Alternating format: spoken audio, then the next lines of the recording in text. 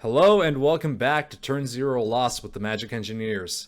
This episode today, we're going to talk more about Phyrexia All Will Be One. We're going to discuss some of our favorite multicolor cards, our cards that we really like for Commander, and give our overall final thoughts on the set. If you've seen the rest of these, you probably have an idea what we're going to say, but hey, we're going to say it anyways. So let's get started with these multicolors. Eli, I believe you got a couple of pretty spicy choices here. Oh yeah. So, for me, I've got, starting us off with Jor Kadeen, First Gold Warden. It is red and a white for a legendary creature, Human Rebel. It's a 2/2. It has Trample, and reads, whenever Jor Kadeen, First Gold Warden, attacks, it gets +X/+X until end of turn, where X is the number of equipped creatures you control. Then, if Jor Kadeen's power is 4 or greater, draw a card. Yeah, This is outrageous. This is only red and white. This is a How have I ridiculous not noticed this rate. until now? Yeah, Oh my god. yeah. This is a ridiculous rate for For 2 mana. for 2 mana. So, I love this Imagine if card. this was paired with Sword of Fortune Frontier. Oh yeah, let's go. This is like, that's turn 3. It's pretty gross. Yeah. So for me, I love this card, and I love the thought behind it. So let's just kind of rewind for a second. Think back in like early 2017, 2016, and you're trying to build a Boros deck, and your options for equipment synergies aren't great because most of them are either overcosted or just not that great. Now look at this now. Look at us, where we've come. How far we've come. 2 mana to get this, to get a novel on a card. I love it. We've come so far. We've come so far. And Matchbox 20 is gonna sue us for royalties now, but yeah. This card is the thing I wacky. love about this card the most is that it's gonna go in my attack trigger doubling card deck in Mardu. Ugh. gross. Ugh. Yeah, I love this card. So it's pretty simple, explains itself, and I believe this could pair pretty well if you had more equipment in your Winota deck, but your Winota deck doesn't have very much equipment in it, from what I remember. It is not. So unfortunate, but it makes sense. The next one is a Planeswalker. Surprisingly, again, a lot of decent Planeswalkers in this set. We've got Tyvar, Jubilant Brawler. 1 black-green for legendary Planeswalker Tyvar. Enters with 3 loyalty counter. Has a static ability. You may activate abilities of creatures you control as though those creatures had haste. You can +1 him to untap up to 1 target creature. And you can -2 him to mill 3 cards. Then you may return a creature card with mana value 2 or less from your graveyard to the battlefield. This card is going to see play in Modern. Yes. I am certain of this. It's not even close. Like Like the prof said, this is going in your was it the that card that combos with Luxor, Oh, Devoted Druid? yep. Devoted Druid. Yeah. This could help bring some life into Devoted Druid decks. Definitely some support for that is really nice to see. And then, honestly, the main reason why I really like this card is just I love Tyvar. The Tyvar in this story, really good, very well done, and I appreciated his character. Yeah, he's the only character I don't hate in this particular set storyline. So I mean, I don't hate Elspeth, but she had to give herself up, unfortunately. again, Again, Yeah. she didn't even get a Planeswalker card. yeah, really. That's the thing. What a that hurts cop the out. most. Yeah. Also, I hate that Experiment Crotch is getting all these off-color help that he would love to have in his deck, and he's just standing there twiddling his thumb. He's like, "Aw, Yeah. I wanted that." Tyvar would be perfect for Kraj deck, but it's okay. Yeah, that's it for me. What about you, Sherry? So I have 2 probably more classical choices. I think I also have a spot for just kind of like cards that are super ridiculous. This card pairs very well with the This card pairs very well with Venerated Rod Priest, and I just think this is just an insane card. Necrogen Rod Priest is 2 black red. Black red. Hold on. Time out. When did Sherry like red? I love red. I have 2 mono red decks. Necrogen Rod Priest is 2 black green for a Phyrexian zombie cleric. Has Toxic 2. Whenever a creature you control with Toxic deals combat damage to a player, that player gets an additional poison counter. So effectively, that's a Toxic 3 ability, plus Amazing. whatever other Toxic that you're getting. And also has 1 black green. Target creature you control with Toxic gains Death Touch until end of turn, which is a giving evasion. Yeah, that puts it over the top pretty hard. Think about this combo. Venerated Rot Priest into Bloated Contaminator, then Necrogen Priest. That is turns 1, 3, and 4. Jesus. Wow. That would be a really brutal series of events. Yeah, that'd be a rough way to lose if you had all that in your hand. And this is a 1/5 too, so it's kind of hard to deal with. It's got a big butt. It's got a big butt. And Huge it belongs. Doran's looking at him saying, "Dang, I think I can go for poison." But important rule thing to note too with things that have toxic abilities stack. So if something else were to give it toxic 1, it would have toxic 1 and toxic 2. yes, and that makes it just that much more gross. Correct. Okay, so disgusting card over. This one's more of like, man, I wish this set had more of this. Is Glissa Sunslayer. 1 black green, legendary creature, Phyrexian zombie elf. She has first strike and death touch, which is gross. Yeah, that's a nasty combo always. Whenever she deals combat damage to a player, choose 1. You draw a card, lose 1 life. Destroy target enchantment. Remove up to 3 counters from target permanent. This is an extremely versatile card. I like this design a lot. It seems like it's the most reasonable out of this entire set of madness. Yes. Like, got to deal damage, you get a cool, very green-black ability, and everyone's having a good time. You have a combination, which I don't really remember being on a card, just printed on a card of First Strike and Death Touch. Because that's such a incredible, like, evasive... Because it's just crazy. That has First Strike and Death Touch, just mind-boggling to me. I just really like this card. I will say this does pass the Merit Lage test in that it can remove 3 Dark Depths counters per turn. Oh. Merit Lage slinks in the distance, Menacingly. causing chaos on Phyrexia. Yep. Chilling out. David, what are your favorites of the multicolor? Ah, yes. My favorites of the multicolor choices. There's going to be a couple. I think you guys are going to be a little surprised by these. So the first one I would like to call out is Malcator, Purity Overseer. It is a 1 white-blue legendary creature, Phyrexian Elephant Wizard, which is an amazing typing, I will say. That is beautiful. Yes. And it's a 1/1. When Malcator Purity Overseer enters the battlefield, create a 3/3 colorless Phyrexian Golem artifact creature token.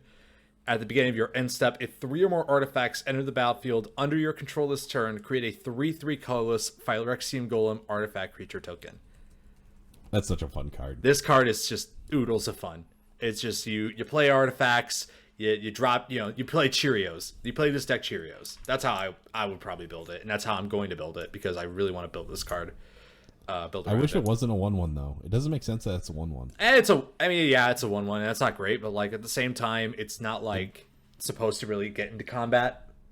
So it does come with a 3/3, so I do understand that, but it's just like, for Elephant, I don't think of toughness of 1. Yeah, that's fair. But I regardless, I think this card is uber fun. I think it's a very fair token generation strategy. That it can still be very powerful if you build it properly. So Absolutely. I like this card. This gets the thumbs up for me. Good job, Wizards. You did it. The second one is... Claw, before you say that, I got to say this. Why'd they do it to you, Luca? Why? Yeah, why did they do it to you so fast? I cannot wait to talk about the story for this set. We're gonna dunk on it so hard. It's gonna be great. So my next card is another Planeswalker. I think my third of the overview, which is kind of crazy because that's not the norm. And that is Luca, Bound to Ruin. He is a oh god, his mana cost is gonna be hard to read. It's 2 red, hybrid Phyrexian red or green, and then a green. He has the completed effect, which we've already covered in a little bit of detail. Comes in with 5 loyalty normally. Completed, he comes in with 3. His +1 reads, add red green. Spend this mana only to cast creature spells or activate abilities of creatures. His -1 is to create a 3/3 green Phyrexian beast creature token with Toxic 1. And his -4 is that Luca deals 4 damage divided as you choose among any number of target creatures and or planeswalkers, where X is the greatest power among creatures you controlled as you activate this ability. Power. I did choose this mainly for the ult because it is attainable and it's extremely dangerous in the right scenario. Why'd they do it to you, Luca? Yeah, why did they do it to Luca? I don't get why he's completed all of a sudden, but yeah. This card can be a really nasty burster and a real wave clearer. And the fact that it's divided damage as well just makes it viable as a wave clearing option, which is something I think this color combination really lacks effectively. So yeah, this fills a lot of the boxes. It's more of a utility player, but it's a good utility player, and I'm on board with it. Also, metal art. Also, metal really art. Cool. That also helps a lot. Absolutely. Oh. All right, and those are my 2 multicolor options. So we'll throw it to Sherry here. I know, actually, we'll throw it to nobody because we've already gone over all of ours. Time to move on to the commander cards. So this will be from the commander only. So these are cards that are either found in set boosters or in the commander decks themselves. Yeah. Eli, why don't you start us off? Because I know you're really itching to talk about these. Okay, so I'm going to talk about the second one first because I want to save that last one for the second. I don't know. We'll see. All right. Roar of Resistance is the first card. It is 1 and a red for an enchantment. Creature tokens you control have haste. Amazing. Whenever 1 or more creatures attack, you may pay 1 and a red. If you do, creatures attacking your opponents and or planeswalkers they control get +2/+0 until end of turn. The part I care about is the haste. Mm-hmm. Because, as discussed before in the other episodes, my Zada deck loves this. Goblin decks love this. It's so good, and I want it so badly. And I'm going to find a way to get it for a decent price. Because it's just simple and effective. That's all we need. Moving on to the next one. The one that I actually care about the most is Urtet, Remnant of Memnarch. It is 3 generic mana for a legendary artifact creature mirror. Oh, so good to say that. It's a 2/2. Whenever you cast a mirror spell, create a 1/1 colorless mirror artifact creature token. At the beginning of combat on your turn, untap each mirror you control. You can pay Wooburg to tap it, put 3 +1/+1 counters on each mirror you control. Activate only during your turn. This card is perfect for Mirror Tribal. I love it so much, and I'm so excited to be able to build a Mirror Tribal deck around this card. Mirrors are so silly looking, and I love them so much, and the amount of mirrors we have, and we've never had a legendary mirror that's worth playing. This is it. This is it right here. I've been waiting for this. Oh. You know how You know how people are going to build this deck? They're going to have Urtet be the commander, but Urza's going to be the secret commander instead because of the untap ability. That ability is absurdly powerful. 5-color Urza. Yeah, 5-color Urza. Yep. I mean, that's not how I'm going to build it, but like that's I know, but this is how people are going to build it. They are going to build it with Urza as the secret commander. Oh, I'm gonna Urtet's just the new Golos. Yeah. You heard it here first. Oh, bad hammer coming in. So people have been saying that they're foreseeing this card to be a 5-color good stuff deck, but I disagree heavily because it has mere tribal synergies, guys. Come on. Yeah, I think calling this a generic good stuff commander is really quite dumb because it's a very specific strategy that you want to go for. Even with Urza as a part of the deck, which he really should be, hint hint, nudge nudge. Yeah, it's still like I think it's so focused on being a mirror commander. It feels like they kind of learned a lot of the mistakes they made with Golos. So I'm happy to see this card. For me personally, it gives me a reason to run all of the mirrors that can tap for a colored mana. Because a lot of times you don't have reasons to run them, but now I do. So good. Oh, they could pay for his ability. That's the thing I love the most. You pay for his ability, you tap him, you give every mirror you got, +3/+3, and then you untap him for your combat. Oh, so good. Yeah, pretty good. Would you like to go next, David? Yeah, I'll go next. So I've got a couple cards here that I want to highlight. None of them are multicolored, though. They're both monocolored ones, so this will be interesting. So the first one I'd like to highlight is Clever Concealment. It is a 4 mana, 2 generic, 2 white instant. It has Convoke, which means that each creature you tap while casting the spell pays for 1 generic mana or 1 mana of that creature's color for the spell. So very useful. And it reads, any number of target non-land permanents you control phase out. For those not familiar, it means that you would treat them and anything attached to them as though they don't exist until your next turn. This card is better than Teferi's Protection. I said it. You like free Teferi's Protection? Because this is what that does. It's free Teferi's Protection. It doesn't get exiled. The only downside is that you don't phase out, so you can still die. But there's that's a minimal. It's slightly more though. balanced. Yeah. If the board's getting wiped and you're casting this card, like that doesn't really matter to you. You're likely not dying unless you get really unlucky. This card is going to be a staple. Buy this. Mark my words. And if I'm wrong about this, I'll be wrong happily. So he will eat this card in front of you. yeah, I will literally eat this card on camera if I'm. That'll wrong be our about face this. reveal. Yeah. Is David me eating this this card. card? Yeah. All right, and the second card that I would like to highlight for commander-specific strategies is Chisgoria, Forged Tyrant. It is a 9-mana creature, 6 generic, 3 red, legendary creature dragon with affinity for artifacts. It has flying and haste, and whenever Chisgoria, Forged Tyrant attacks, exile the top 5 cards of your library. You may cast an artifact spell from among them this turn. If you do, it has affinity for artifacts, and it is a 5/4 flyer haste. Yuck. This card rules. It's so red. It's so red. gross. It's so impulsive, and yet it's so powerful because affinity for artifacts is just that strong of an ability. Like, I'm actually stunned this is actually seeing print in a commander product.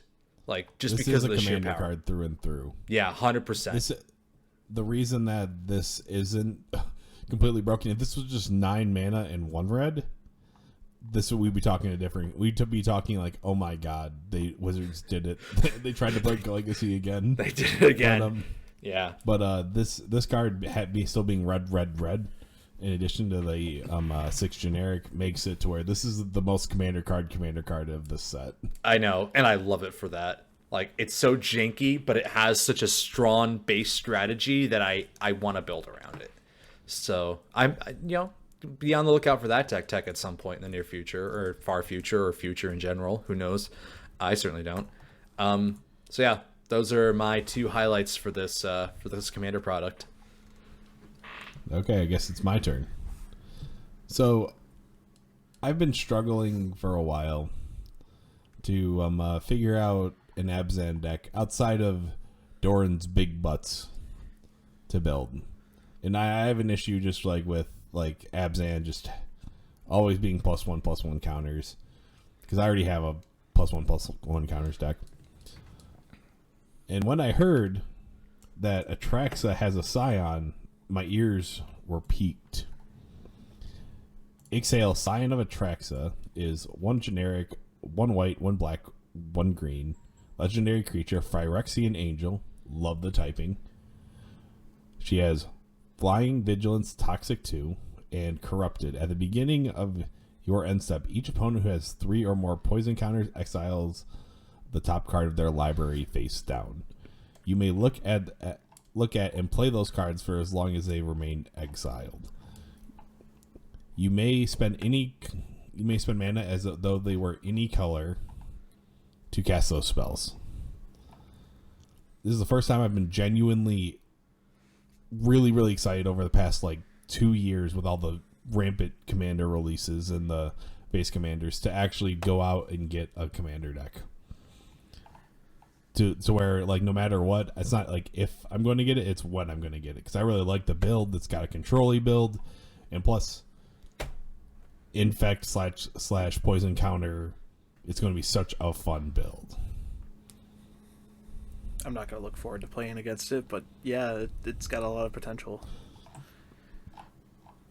It's just like it's such a good commander, and it being only 4 mana versus what I was expecting it to be 5, really solid.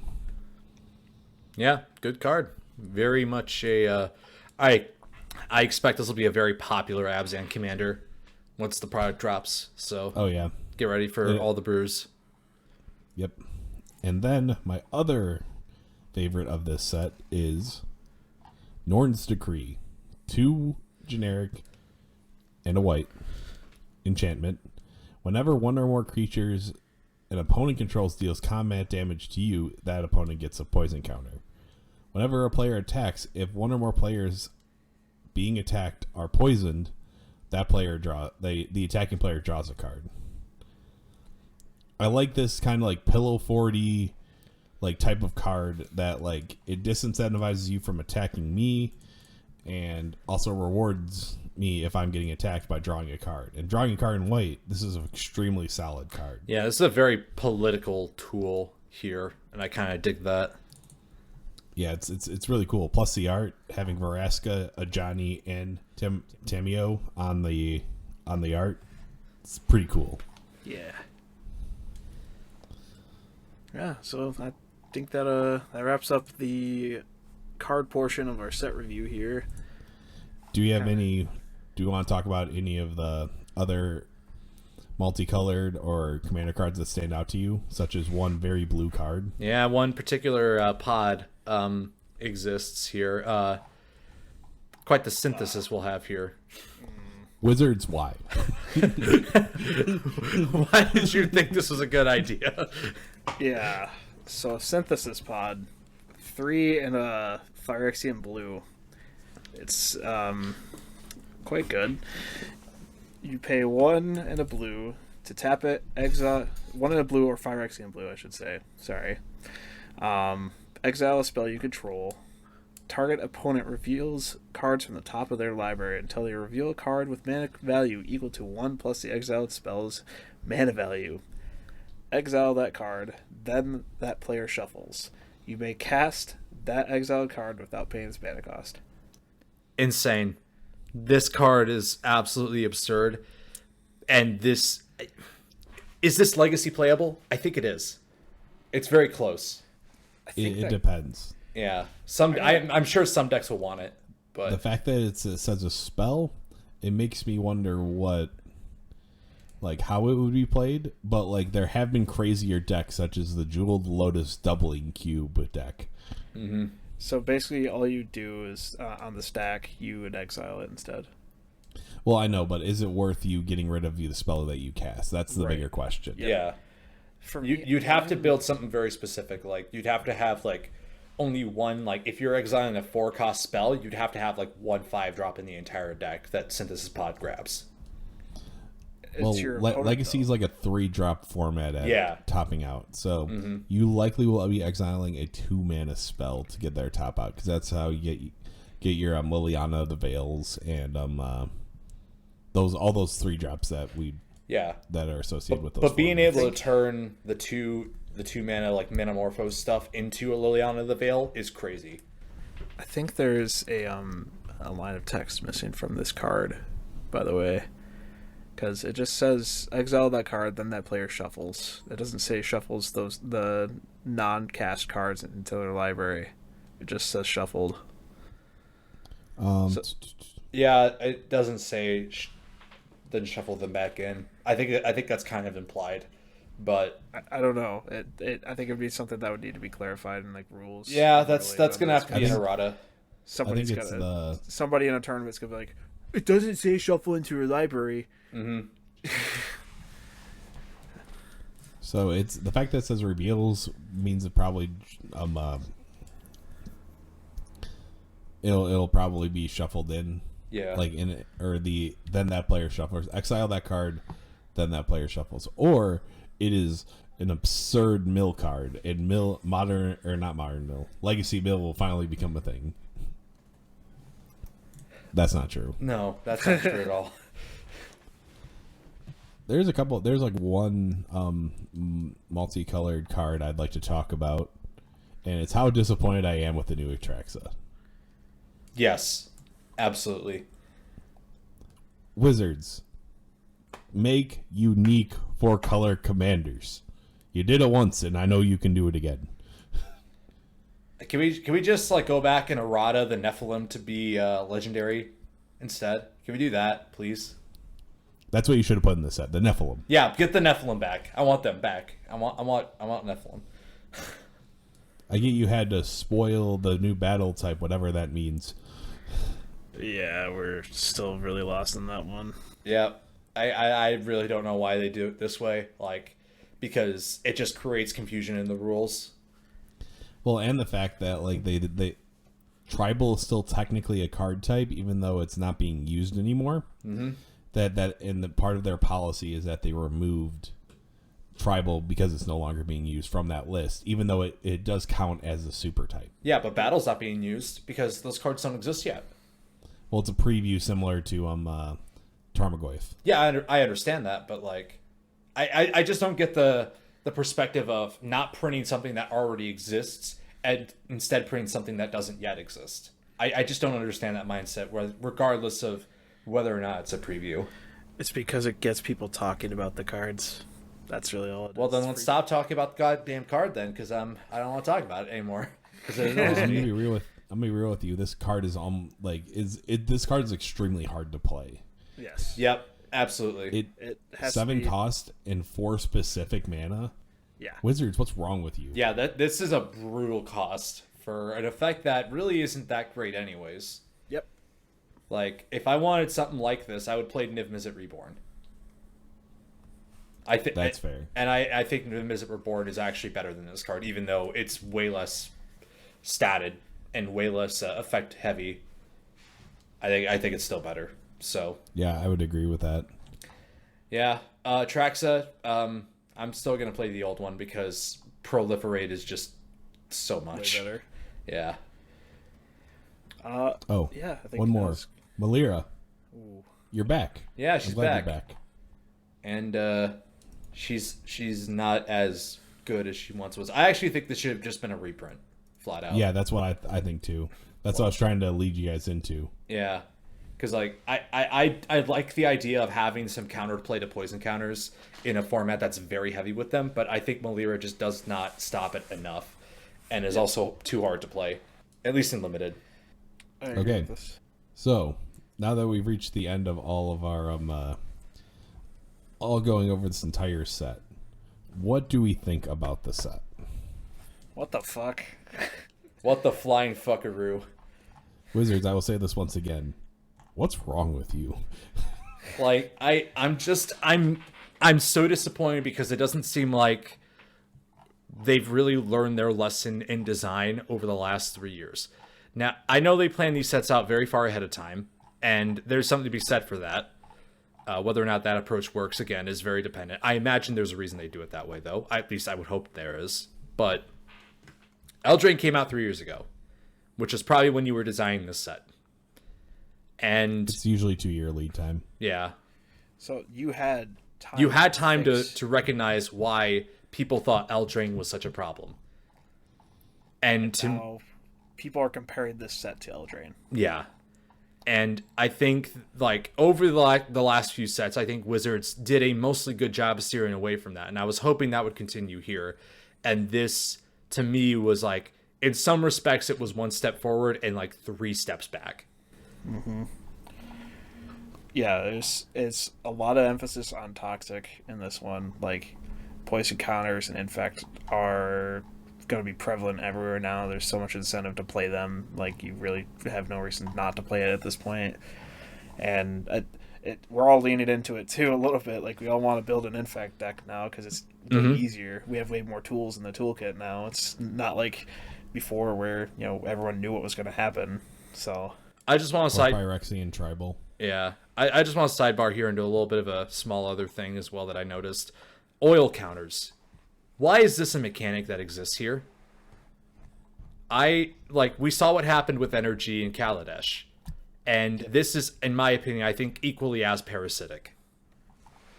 Like, I know proliferate increases it, but to me, like, outside of Phyrexia, when is this mechanic ever going to get used?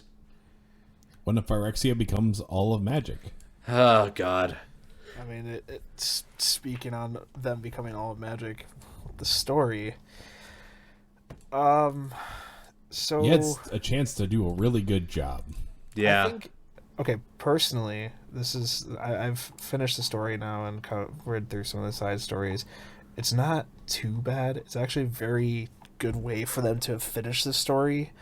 Like, to actually have the good guys lose. I really appreciate that, actually. And it's more of a thing where there's consequences to the actions that they've taken now. And the biggest consequence being that a bunch of them got completed, and all the worlds are now connected to New Phyrexia. I think there was a less contrived and stupid way to do it. Absolutely. Because it came down to the characters mostly infighting and waffling back and forth on whether or not they wanted to use the Silex. And that's a fine quandary to have of, okay, well, this will wipe out New Phyrexia, but in exchange, dozens of worlds might die. And I understand why characters would be hesitant to use it in that scenario, you know? Yep. But at the same time, like, the sheer amount of waffling they did to, like, get to the point where using the Silex was an option was just stupid. It just, like, that's really what came down to, because you lose, like, at least, like, 4 or 5 planeswalkers to stupid reasons. Elspeth gets faded out of existence. He gets Gideoned. We don't know what's going on with her right now. I mean, Elspeth's died so often, I've lost track of how many times she's dead. But, yeah. And things look as bleak as they ever been, because now you don't have the Silex anymore. You don't have your instant win button, which you should have kept on hand. If you wanted to find another way to beat them, that's fine. I get that. You also didn't wait for Teferi. Yeah, you also didn't wait for Teferi. Even though I did think Teferi of all people deserved to be completed. Yeah. So instead, he got rewarded. He's like, I didn't kill Zelfir. For the second time, he got rewarded for running away from a fight. he didn't run away from the fight, though, guys. He was locked out of the timeline. Because remember that the Phyrexia attacked, which interrupted the usage of the machine they were using to go back in time and see what happened in the Brothers' War. I know, but Teferi needs to be punished. Yeah, he really does. He has it coming. Not only for phasing out his city to leave Dominaria to its fate, but also because I hate his cards. Yes. But mostly the second one. I think the most egregious things that happened in the story were all the stupidity that they made happen in order for them to complete some of these planeswalkers. So, looking at you, Luca, what the fuck? Literally all that happened was he's riding a centaur Phyrexian beast, and he's mentally linked to it, and he just says, "Secure me to you," because he's trying to not fall off of it while fighting the Phyrexians. And lo and behold, it took it super serious. Fucking monkey pawed him and fucking, "Oh yeah, I'll secure you, all right." And fucking stabs him in the spine and latches onto his spine, immediately completing him, basically.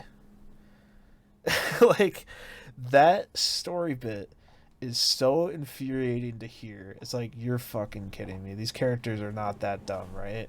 Well, Luca is, apparently. Apparently Luca is. And then they didn't even complete this on screen. Nope. That was the most aggravating. Yeah. Was that they didn't do that. Yeah, they But just had already captured her. They had just also used her to fucking set off the chain of events that had Realmbreaker go off and connect all the planes. Vraska getting completed was an emotional moment. Jace getting completed, fucking about time. Let him die, please. Yeah. I'm happy that Vraska completed him. Honestly, that's honestly the best part of that story. Mm-hmm. Yes. Was that Vraska was the one to complete him. Yep. Because his own hubris and love got in the way. And then, why the hell did Nahiri pull a zombie apocalypse and say, "Oh yeah, I'm not going to tell anyone that I am infected"? Nahiri is a dumb idiot who deserved it. There we go. She deserved to be completed, and honestly, here we are. Yeah. We got 5 And then she completed sacrificed Planeswalkers. herself. So not only could she not be uncompleted, Oh, she she's she actually actively still ignored. alive. Yeah. They She's brought- still alive? Yeah, so basically what happened is, while she may have died, but because she's Phyrexianized, they just use her lifeless corpse, basically, to, continue doing Planeswalker stuff. They've censored her. Yes. They explain Also, that in, like, the last chapter of the story. Yeah. I still think Teferi should have been punished. Yes. I'm happy to see Kaya get a more prevalent role in the story, and to see Tyvar actually make a comeback into the story as well. Mm-hmm. Although I will say I didn't think Kaya was a bit of an idiot in this particular chapter as well. A little bit, yeah. Because she was kind of the major one waffling between using the Sylex. And again, I understand that, but like, the threat is serious enough to where I would probably be like, I get it, but it may not kill everyone. Yep. And just... It's the risk you have to take, because it's like either that or everyone becomes Phyrexianized, and then there's no hope for the universe ever. Yep. But I'm sure Also, why is there Planeswalker 7 mana and a very hard mana cost? I don't know. I don't understand it. Like, it would be But it good at has 5 hexproof. mana. Yeah, and That's not how you get rid of Planeswalkers anyway. You attack them. yeah, I know. Also, I'm glad. I was really worried that is it Kato? Kaido. Yeah, Kaido wasn't completed. I was about to be very Yeah. I'd have been Mad. stunned if they completed him, because he's got all the hallmarks of like Wizard's next like major face character. Really, he's so cool. Him Yeah. and the Wanderer, like, those are basically kind of like the next big, like, we're interested. well, the Wanderer is Emrakul, so get that idea out of your mind right now. Don't you dare mark those words. She is amazing, and there's nothing wrong that she can ever do. She's definitely not Evercool. Absolutely not. What if it's Emrakul, just knowing it's like, man, the Phyrexians might be a little more annoying than I anticipated. We want to take over. We want to destroy the universe, so we won't let the Phyrexians win and make it a little bit harder. Yeah. Well, closing thoughts here. A lot of broken cards from this set. A lot of push cards from this set. We were getting a lot of nonsense into Commander, a lot of nonsense into a lot of other formats as well. And we're just going to have to live with it, because we're not the ones that make these decisions. They're above our pay grade. Yeah, I will say I like parts of this set, but otherwise, fuck this set. Also, one more thing. What are even the art treatments? There's like 70 different kinds of cards now. Yeah. Oh yeah, seriously, can we stop doing that? It's absolutely infuriating. So There's even different types of foiling now. We've officially become Pokemon. yeah, honestly. Well, thank you all for joining us for this long journey through Phyrexia All V1. Hopefully you enjoyed all the episodes, and hopefully this isn't the first one you're seeing. If it is the first one you're seeing, go back and watch the other ones, because you'll get some more context as to why we feel the way we do about this set. And make sure you like, subscribe, comment, share the video, share the series, follow us on Twitter, and yeah, have a great day. Bye-bye.